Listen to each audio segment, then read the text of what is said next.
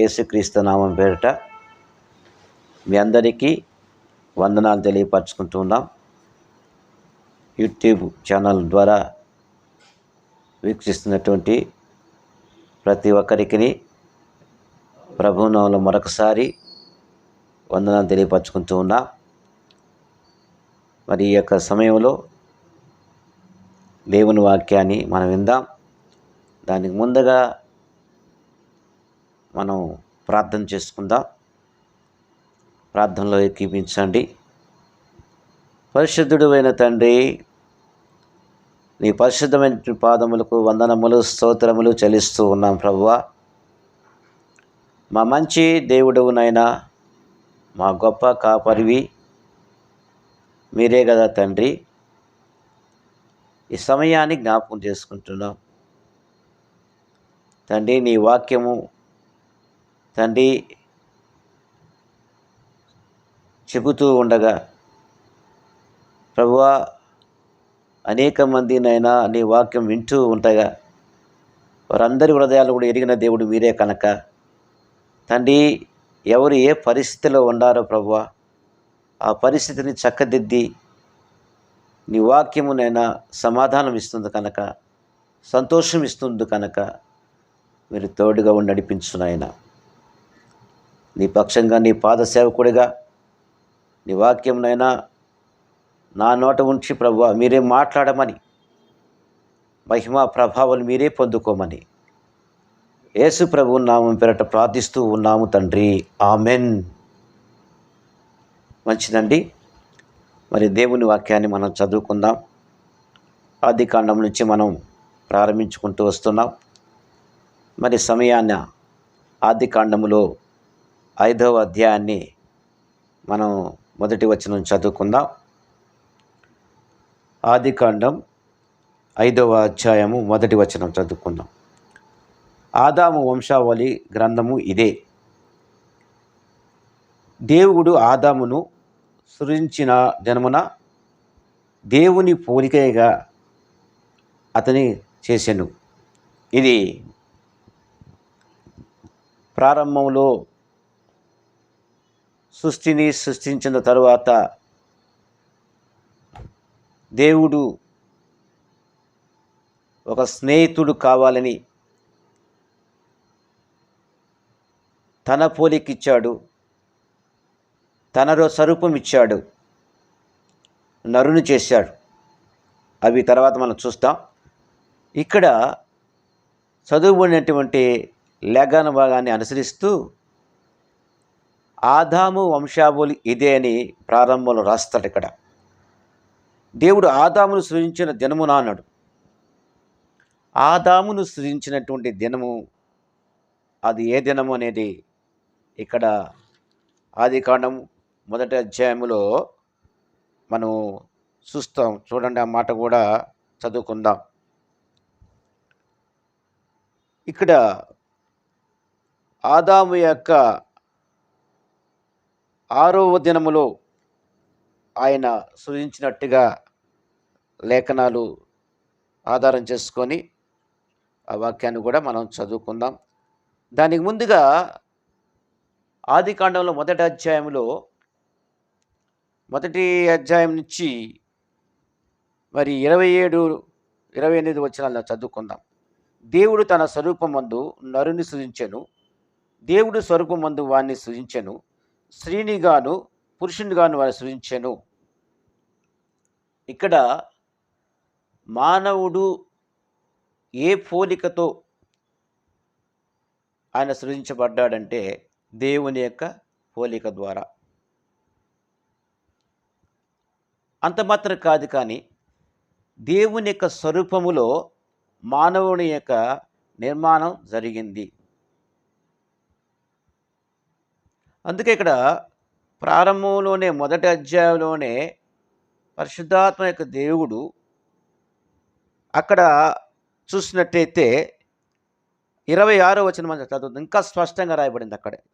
ఆ మాట కూడా చదువుకుందాం. దేవుడు మన స్వరూపమందు మన పోలిక చొప్పున నరులను చేయుదుము. నరులను చేయుదామని రాయిస్తుంది అక్కడ. ఆదాములోనే హవ్వను ముందుగానే దేవుని యొక్క ప్రణాళిక చొప్పున దేవుడు సిద్ధపరిచాడు అక్కడ. అంటే 26వ వచనములో ఏముందంటే, మన పోలిక చొప్పున. ఎవరు మాట్లాడుకుంటున్నారు ఈ మాటలు? తండ్రి, కుమారుడు, పరిశుద్ధాత్మ దేవుడు మాట్లాడుకొని, భూమి మీద ఒక మానవుడు మనకు కావాలి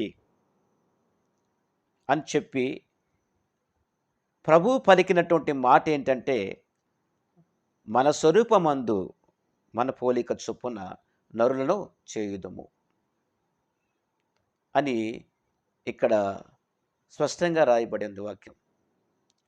ఆ లేఖనాన్ని ఆధారం చేసుకుని ఇక్కడ మన చదువుకుంటూ వస్తే ఇంకా లోతైన మర్మాలు మనకు తెలియబరుస్తాయి ఇక్కడ.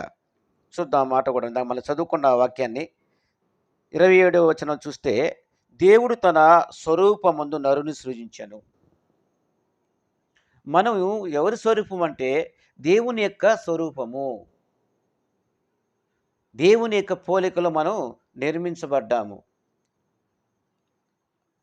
అంటే ప్రారంభంలో ఆదికాండంలో మనకు మూల పురుషుడు మొదటి ఆదాముగా దేవుడు ఏర్పాటు చేశాడు. అందుకనే ఇందాక మూలవాక్యాన్ని మనం చదువుకున్నాం. ఆదికాండములో 5వ అధ్యాయంలో ఆదాము వంశావళి ఇదే. ఎక్కడి నుంచి ప్రారంభించబడిందంటే ఆదికాండం మొదటి అధ్యాయంలోనే సృష్టి అంతా కూడా దేవుడు చేసి నోటి మాట దగ్గర తన స్వహస్తాలతో ఒక ఎర్రని మట్టిని తీసుకొని దాన్ని నిర్మించి తన పోలిక ఇచ్చాడు, తన రూపం ఇచ్చాడు. తన ఆత్మను నాసిక రంధ్రాల్లో ఆ జీవం లేనటువంటి ఆ మట్టిలో ఊదాడు. నరుడు జీవాత్మ అయ్యాడు. ఇది మానవుని యొక్క నిర్మాణం. ఇది ఆ మట్టికి ఒక రూపాన్ని ఇచ్చాడు దేవుడు. ఆ రూపమే దేవుని యొక్క రూపము, ఆయన పోలిక, ఆయన స్వరూపము. మరి ఎంతగా దేవుడు మానవుని ఎంతగా ప్రేమించాడో చూడండి. మరి ఆదికాండంలో మనం చదువుకుంటూ వస్తే జ్ఞాపకం చేసుకోవాలి. దాని ముందుగా ఏం జరిగింది? ఇప్పుడు ఆదికాండం 5వ అధ్యాయం మన మూలవాక్యం చదువుకున్నాం. అంటే ఆదికాండం 4వ అధ్యాయంలో మొదటి అధ్యాయం నుంచి 2వ అధ్యాయం, 3వ అధ్యాయం, 4వ అధ్యాయంలో 4వ అధ్యాయం వరకు కూడా ప్రార్థన అనేది కనపడటం లేదు. కానీ 4వ అధ్యాయం ముగింపులోకి వచ్చేటప్పటికే ప్రార్థన ఆరంభమైంది. ఆ లేఖన భాగాన్ని మనం చదువుకుందాం. చూడండి, ఆదికాండం 4వ అధ్యాయము 26వ వచనం చదువుకుందాం. మరియు సేతునకు కూడా కుమారుడు పుట్టెను, అతనికి ఏనోషు అని పేరు పెట్టెను. అప్పుడు యెహోవా నామమున ప్రార్థన చేయుట ఆరంభమైనది. ఆదికాండములో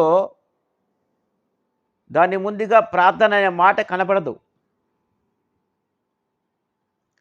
ప్రార్థన అనే మాట ఆదికాండం 4వ అధ్యాయం 26వ వచనంలోనే కనపడుతుంది.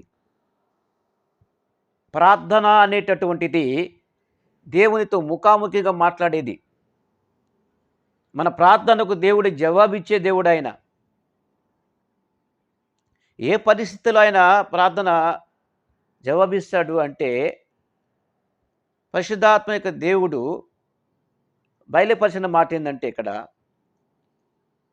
దాన్ని ముందుగా మనం ఒక ముందు ఎపిసోడ్లో చూసాం. ఆదాము కుటుంబంలో ఏబేలు పొలములో కయ్యూను చంపబడినప్పుడు ఏబేలుకు ప్రతిగా దేవుడు ఆదాముకు మరొక సంతానాన్ని దేవుడు దయచేస్తాడు. ఆయన పేరే సేతు. సేతునకు కూడా ఒక కుమారుడు కంటారు, ఆయన పేరు ఏనోషు. అప్పుడు ప్రార్థన ఆరంభమైనది అని ఇక్కడ రాస్తాడు. ఇంతకీ ఈ ఆదికాండం కానీ, నిర్గమకాండం కానీ, లేవియాకాండం కానీ, సంఖ్యాకాండం కానీ, ద్వితీయోపదేశకాండం కానీ, ఈ 5 కాండములు ఎవరు రాశారు అంటే దైవజనుడైనటువంటి మోషే రాశాడు. ఈ 5 యొక్క గ్రంథములు ఇవి ఎవరు రాశారు అంటే మోషే ప్రవక్త. He's a prophet. మరి మోషే ఆదాం కాలంలో ఉన్నాడా అంటే లేడు.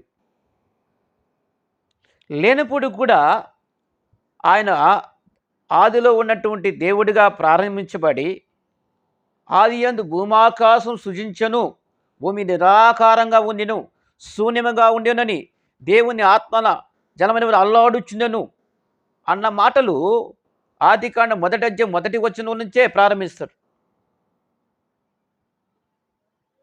అంటే మోషే ఎవరు రాయించారు మోషే ద్వారా అంటే పరిశుద్ధాత్మ దేవుడి ప్రేరణ ద్వారా. ఇది 5 కాండములు దేవుడు చెబితే ఆయన రాశాడు. ప్రియ సహోదరులారా, ఇప్పుడు ప్రార్థన ఎక్కడ ప్రారంభమైంది అంటే ఆదాము కుటుంబం నుంచే ప్రారంభించబడి ఉంది. ఏ పరిస్థితిలో ఆరంభమైంది ప్రార్థన అంటే ఆదాము కుటుంబములో మొట్టమొదటిగా కయ్యూను ఏబేలు ఉన్నప్పుడు సంతోషంగా ఉంది ఆ కుటుంబం. ఎప్పుడైతే కయ్యూను ఏబేల్ని పొలంలో తీసుకువెళ్ళి చంపాడో ఆ కుటుంబంలో ఎంత విషాదం ఒకసారి ఆలోచన చేయండి. ఆదాము కుటుంబంలో ఒక బిడ్డ చనిపోయాడు అంటే ఆదాము ఎంత దుఃఖపడి ఉంటాడు, హవ్వ ఎంత దుఃఖపడి ఉంటుంది.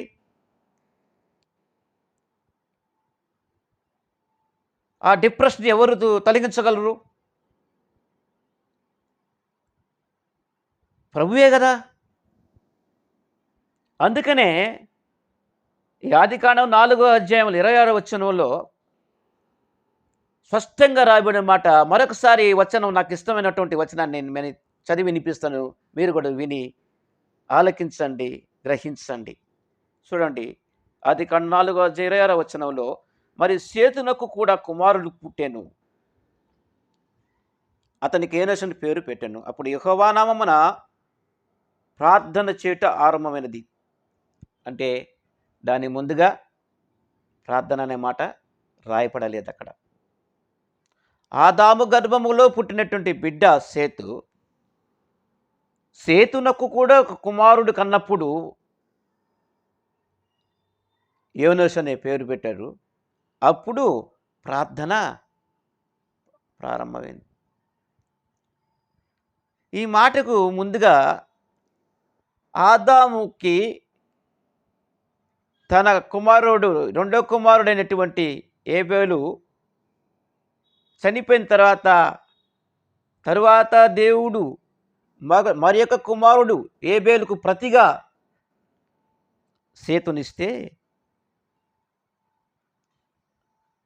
దుఃఖపడినటువంటి ఆ కుటుంబంలో, వేదనలో ఉన్నటువంటి ఆ కుటుంబంలో దేవుడు సంతోషభర్తలుగా చేశారు.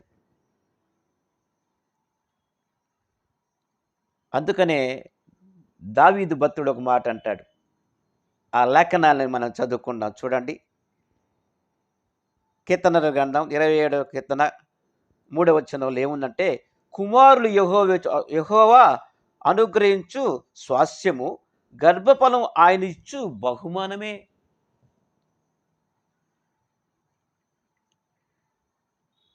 దేవుడు ఆదాము కుటుంబంలో హేబేలు చనిపోయిన తర్వాత సేతును ఎలా ఇచ్చాడు అంటే ప్రార్థన ద్వారానే గొప్ప కార్యాలు చేస్తాడు ఆదాము వంశంలో. బిడ్డలు లేని మన జీవితాలలో కూడా ఎన్నో ఒడిదుడుకులు వస్తాయి. ఈనాడు కార్యక్రమం వీక్షిస్తున్నటువంటి ప్రజలందరిలో కూడా కొంతమంది గర్భఫలం లేక ఎంత ఇబ్బంది పెడుతున్నారో, ఎంత వేదన పడుతున్నారో నాకు తెలుసు. కానీ ప్రభు దగ్గరికి వచ్చినట్టయితే, ప్రభు పాదాలు పట్టుకున్నట్టయితే, ప్రభు యొక్క సన్నిధిలో కన్నీళ్లు విడిచినట్టయితే గర్భఫలం కొరకై దేవుడు ఖచ్చితంగా నీకు గర్భఫలం ఇస్తాడు. అందుకనే కీర్తనకారుడు మరి సొలొమోను యొక్క కీర్తనలో అక్కడ రాయబడిన మాట ఏంటంటే, యాత్రా కీర్తనది. ఆ కీర్తనలో 120 కీర్తన 3వ వచనంలో, కుమారులు యెహోవా ఇచ్చు శ్వాసమే, గర్భఫలం ఆయన ఇచ్చు బహుమానమే. భూమి మీద మన చేతి కష్టార్జితం చేత రిచ్గా బతకవచ్చు, దేవుడు ఆశీర్వదించవచ్చు. కానీ ఎంత ఆస్తి సంపాదించుకున్నా, ఎంత డబ్బు సంపాదించుకున్నా, కానీ ఇరుగు పొరుగువారు, మన బంధువులు అవన్నీ చూడరు. కానీ మీకు ఎంతమంది పిల్లలను మొట్టమొదటిగా ప్రశ్నే అది. ఆదాము కుటుంబంలో అదే జరిగినప్పుడు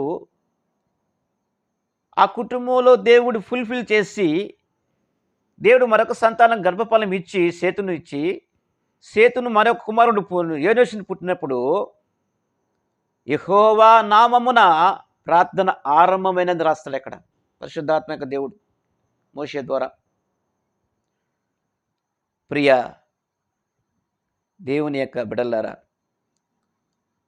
కార్యక్రమం వీక్షిస్తున్నటువంటి ప్రతి ఒక్కరిని జ్ఞాపకం చేసుకొని, ప్రార్థన ఎక్కడ ఆరంభించబడింది? ఆదిలోనే, ఆది కాండంలోనే 4వ అధ్యాయంలోనే 26వ వచనంలోనే రాయబడింది. అందుకనే 5వ అధ్యాయానికి వచ్చేటప్పటికే ఆదాము వంశావళి ఇదే అని రాస్తాడు అక్కడ. మన ఏ పరిస్థితిలో ఉన్నా దేవుడు మనకి గొప్ప కార్యాలు చేసే దేవుడిగా ఉంటున్నాడు ఆయన.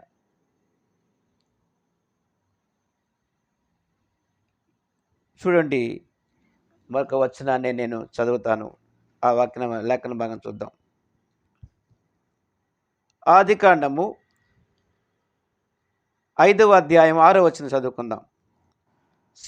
సేతు 105 ఏళ్ళు బతికి ఏనుషును కనెను. గర్భఫలం ఇచ్చినటువంటి ఆయన ప్రభు సేతు విషయంలో కూడా జ్ఞాపకం చేసుకున్నట్టయితే అక్కడ రాయబడిన మాట ఆదికాండం 5:6 వచనం చదువుకున్నాం కాబట్టి, సేతు 105 ఏళ్ళు బ్రతికి ఏనోషును కనెను. ఇదే మాట 26వ వచనంలో కూడా అదే మాటలు మనకు కనపడుతుంది. సేతునుకు కూడా కుమారుడు పుట్టెను, అతనికి ఏనోషు అని పేరు పెట్టను. అంటే సేతును కనిన తరువాత, సేతు చూడండి కన్నిన తర్వాత, ఏనోషు కన్నిన తర్వాత సేతు 800 ఏళ్ళు బ్రతికి తర్వాత కుమారులు కుమార్తెలు కనెను. అంటే సేతు ఏనోషుని కనినటువంటి ఆ సందర్భం 105 ఏళ్ళు. ఆ తరువాత కుమారులు కుమార్తెలను కని తర్వాత అక్కడ రాయబడిన మాట మనం చూసినట్టయితే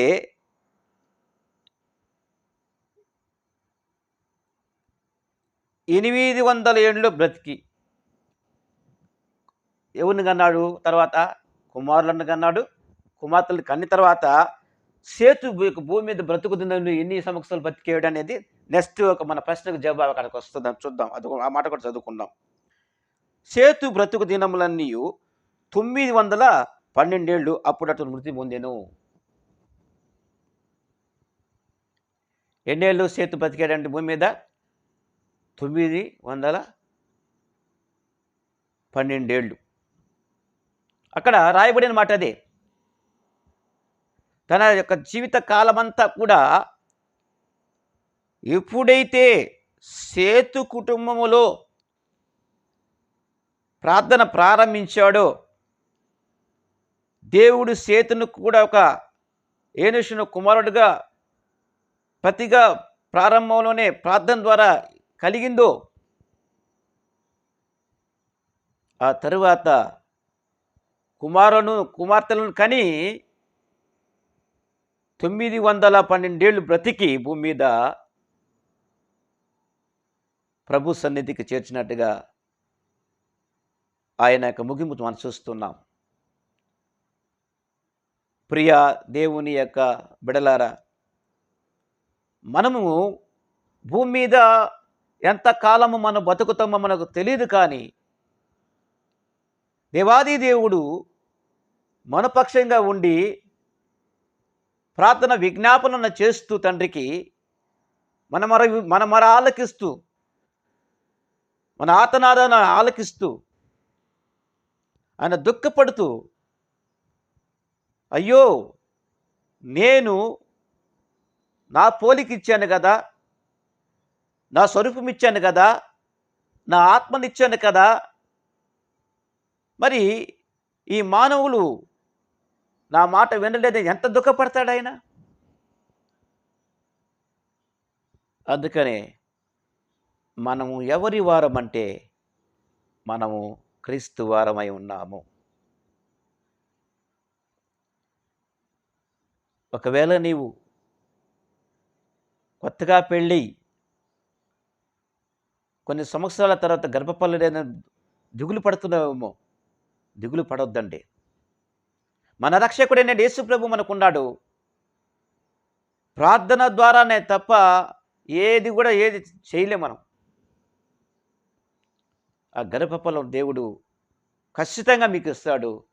అయితే మనం ఏం చేయాలంటే ప్రభువును పూర్తిగా హృదయంలో చేర్చుకొని మన పాపములు పశ్చాత్తాపముతో కన్నీటితో ఆయన పాదాలు తడిపి పాపములు ఒప్పుకొని, యేసు ప్రభు నా కొరకు మరణించాడని, యేసు ప్రభు నా కొరకు 3 దినాలు సమాధిలో ఉన్నాడని, యేసు ప్రభు తిరిగి లేచాడని, పునరుద్ధారుడయ్యాడని, పరలోక రాజ్యం ఆరుండను వెళ్ళాడని, ఏ విధంగా వెళ్ళాడో అదే విధంగా తిరిగి వస్తాడని ఒక నమ్మకాన్ని నీ హృదయంలో నమ్మితే దేవుడు గొప్ప కార్యాలు నువ్వు చూస్తావు. దేవుడు ఎంత ప్రేమ కలిగిన దేవుడు ఆయన. చూడండి, ఆదాము యొక్క వంశావళిలో వారి పిల్లల విషయములో ఒక బిడ్డ ఏబేలు చనిపోయిన తర్వాత ఆదాముకి దుఃఖము కలిగినప్పుడు కూడా మరొక బిడ్డడు సేతునిచ్చిన తర్వాత ఎంత సంతోషమో, ఆ సేతుడు కూడా ఏనోషుడు కన్న తర్వాత అప్పుడు దేవుడు యెహోవా నామములో ప్రార్థన చేసిన తర్వాత మొట్టమొదటిగా ఆ ప్రార్థన అనేది అక్కడ ఆరంభమైంది. ఏ పరిస్థితిలో అక్కడ ప్రారంభమైందంటే గర్భఫలం దగ్గరే ప్రారంభమైంది ప్రార్థన. ప్రియ దేవుని బిడ్డలారా, నా ఆవేదన అర్థం చేసుకోండి. నేను ఇంతగానేమో వాక్యము, దేవుని యొక్క మాటలు ఆయన నా నోట ఉండి మీతో పలుకుతున్న మాటలు ఇవి. నేను మాట్లాడడం లేదు, ప్రభువే నాలో ఉండి మీతో మాట్లాడుతున్నాడు. కాబట్టి వాక్యం మీద మనసు పెట్టి ఏ పరిస్థితిలో నీవు ఉండావో ప్రభువుని అడిగి అది పొందుకునే దాకా మనం ప్రార్థన చేసినట్టయితే సక్సెస్ఫుల్ అయిపోతుంది ప్రభు నామంలోనే. మరి వాక్యం వింటున్నటువంటి మీరందరూ కూడా ధన్యులని నేను భావిస్తూ ఈ వాక్యాన్ని నేను ముగిస్తూ ఉన్నాను. దేవుడి కొద్ది మాటలు దీవించి ఆశీర్వదించబడునుగాక. ఆమెన్. చిన్న ప్రార్థన చేసుకుని ఆశీర్వాదం తీసుకుందాం. పరిశుద్ధుడు అయిన తండ్రి, నీ పరిశుద్ధమైన పాదములకు వందనములు స్తోత్రములు చెల్లిస్తున్నాం ప్రభువా. మంచి దేవుడు నాయనా, ఇదిగో ప్రభువా, నీ వాక్యమునైనా యూట్యూబ్ ద్వారా అనేక మంది వింటూ ఉన్నారు. వారందరినీ మీ చేతులకు అప్పచెప్తున్నాం. వాళ్ళు ఏ పరిస్థితిలో ఉన్నా, ఏ అనారోగ్యంలో ఉన్నా, ఏ ఆర్థిక ఇబ్బందుల్లో ఉన్నా, గర్భఫలం లేని బిడ్డలుగా ఉంటూ ఉండగా మీరు దర్శించు నాయనా. ఇప్పుడే నాయనా నీ బిడ్డతో మీరు మీ దాసుల ద్వారా మీరు పలికిన ప్రతి మాటని జ్ఞాపకం చేసుకుంటూ, గర్భఫలం లేని వారికి కూడా ప్రభా మీరు గర్భఫలం ఇచ్చి, ప్రార్థనలో బలపరిచి, స్థిరపరిచి, ఆత్మీయ స్థితిలో నడిపించి, వాక్యం ద్వారా శాంతి, సమాధానం, సంతోషం ప్రతి కుటుంబానికి దయచేసి మీరు మాత్రమే మహిమ తెచ్చుకోమని యేసు ప్రభు నామం పేరిట ప్రార్థిస్తూ ఉన్నాము తండ్రి. ఆమెన్. మన తండ్రి అయిన దేవుని యొక్క ప్రేమయు, ప్రభు అయినటువంటి యేసు క్రీస్తు యొక్క కృపయు, పరిశుద్ధాత్మ యొక్క అన్యూన సావాసమును యూట్యూబ్ ఛానల్ ద్వారా వీక్షిస్తున్న ప్రతి కుటుంబానికి, భూమి మీద చేరిన సకల పరిశుద్ధులకును ఆయన సన్నిధి, కాపుదల, భద్రత ఇది మొదలుకొని మన అందరికీ సదాకాలము తోడై ఉండి నడిపించును గాక. ఆమెన్. అందరికీ వందనాలండి. ప్రభువు నామములో మరొకసారి వందనాలు తెలియపరచుకుంటున్నా. మీ యొక్క ప్రార్థన అవసరతలు మరి పాస్టర్ గిరి దానియల్ మొబైల్ నెంబర్ ఇస్తున్నాను. అది కూడా ప్రార్థన ద్వారా ఏ అవసరతలు ఉన్నా మేము ప్రార్థన చేయడానికి సిద్ధపడతాం. తిరిగి మరొక ఎపిసోడ్లో మనం కలుసుకుంటాం. అంతవరకు మే గాడ్ బ్లెస్ యూ.